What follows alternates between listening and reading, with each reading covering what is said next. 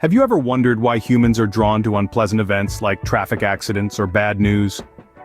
Welcome to the enigma of the human mind, a labyrinth of thoughts and emotions that often defies our own understanding. In this first segment, we'll venture into the realm of morbid curiosity, a psychological phenomenon that might explain our peculiar attraction to negativity. Morbid curiosity, as the term suggests, is our interest in dreadful incidents or unsettling information. It's a bit like watching a horror movie. You know it's going to scare you, yet you can't peel your eyes away. But why? Well, it might be embedded in our very survival instincts. According to psychological studies, our brains are hardwired to pay attention to potential threats. It's an evolutionary gift from our ancestors, who survived by being alert to danger. So when we watch a traffic accident or read a dreadful news story, we're essentially conducting a risk assessment, learning from others' misfortunes to avoid similar pitfalls. But here's where it gets even more interesting. There's another element at play called schadenfreude, a German word meaning pleasure derived from another person's misfortune. It's not the most noble of human traits, but it's a part of us nonetheless. And it's not always about deriving joy from others' pain. Sometimes it's about reassurance and self-affirmation. When we see someone else falter, it indirectly emphasizes our own relative success. It's a form of social comparison, a way for us to gauge our own standing in the social hierarchy. So it seems that our fascination with the unpleasant is a complex mix of survival instincts and social comparison. It's a byproduct of our evolutionary past and our social conditioning. And while it might seem counterintuitive, it's just one of the many ways we navigate through the complex world around us. So the next time you find yourself drawn to a gruesome headline or a tragic news story, remember it's not about being morbid, it's about being human. But what about our fascination with celebrities? Why do we care so much about people we've never met? It's a curious thing, isn't it? We spend so much time keeping up with their lives, even though we've never shared a meal or a conversation with them. Psychologists have dedicated years of study to this phenomenon, and they've come up with a few intriguing theories. One such theory is called a parasocial relationship. In simple terms, this is a one-sided emotional bond that we form with celebrities. We watch their interviews, read about them, follow their social media accounts, and gradually, we start to feel like we know them personally. We laugh when they're happy, cry when they're sad, and take their achievements as our own. But why? Why do we get so emotionally invested in these individuals who don't even know we exist? The answer, psychologists believe, lies in our innate need for connection. Humans are social creatures. Even when we can't form connections in our immediate environment, we seek them elsewhere. And celebrities, with their larger-than-life personas and seemingly perfect lives, make for appealing targets of our affection. Another psychological theory that explains our celebrity obsession is the social identity theory. This theory suggests that we often identify with celebrities who represent the traits we admire or aspire to have. For instance, if you're a budding musician, you might idolize a successful singer. By identifying with this celebrity, you boost your self-esteem and reinforce your sense of belonging to a particular social group. In this case, musicians.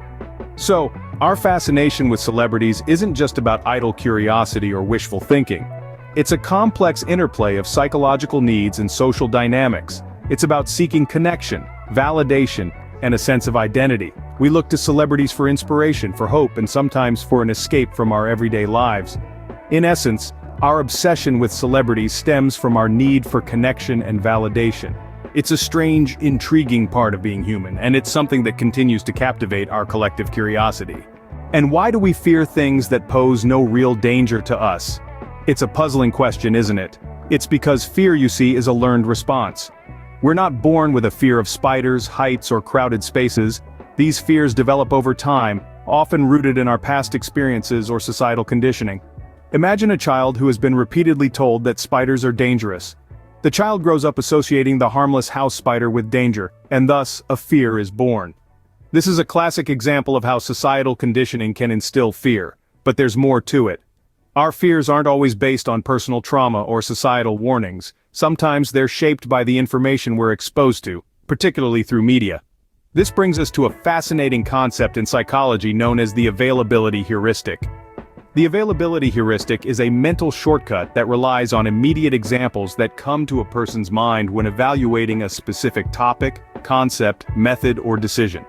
In simpler terms, it means that things that come to mind more easily are believed to be far more common and frequent than they actually are. For example, if you frequently watch news reports about plane crashes, you might overestimate the risk of dying in a plane crash. Despite the fact that statistically, air travel is much safer than driving, the vivid and dramatic coverage of plane crashes can make them seem more prevalent. This is why we may irrationally fear an extremely safe activity like flying, but have no qualms about getting into a car every day, an activity that's statistically more dangerous. It's a curious thing, isn't it? Our fears often don't correlate with the actual risks. They're more about our experiences, our environment, and the information we're exposed to. They're about what we perceive to be dangerous, not what is objectively dangerous. So it turns out, our fears often say more about our experiences and perceptions than about the actual dangers. So, how does social programming tie into all of these behaviors? Well, it's quite simple, really.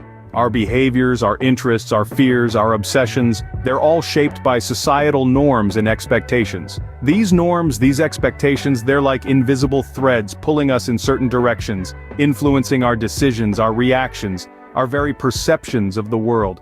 Think of it like a dance. Society sets the rhythm and we move to its beat, sometimes without even realizing it. We gawk at traffic accidents not because we enjoy the sight of misfortune, but because it's an aberration from the norm, it's something unexpected. We consume bad news not out of a perverse love for tragedy, but because it prepares us for potential dangers. We obsess over celebrities because society places them on pedestals. We fear harmless things because society tells us they're dangerous. In conclusion, our behaviors are a complex interplay of innate instincts, learned responses, and societal influences. Understanding this can help us better navigate our own behaviors and reactions.